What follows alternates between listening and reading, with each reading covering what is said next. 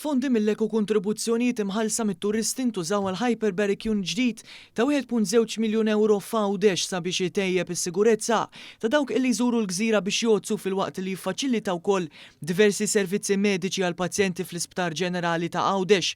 Dan tħabbar mid-Deputat Prim Ministru Ian Borch, il-Ministru Joe Etienne Bella u Clint Camilleri waqt żjara fl-Isptar ta' Għawdex u laqa ma' buħaddasa professjonali li ħadmu f'ċentri tal-Azza u Ċin. Il-Hyperbaric Unit ġdid li jista' jakkomoda sa 6 persuni f'daqqa se jieħu post tamir eżistenti iżgħar li hemm fl-istess sptar u li fih tista' toqgħod biss persuna.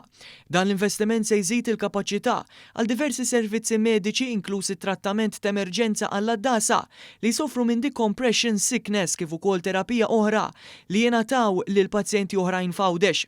Matul din iż-żjara ġie spjegat li t-turiżmu tal-addasa huwa wieħed minn niċeġ ta' valur miżjud li l-Gvern qed jappoġġja b'mod attiv bħala parti mit-twettiq ta' objettivi tal-Viżjoni Malta 2050.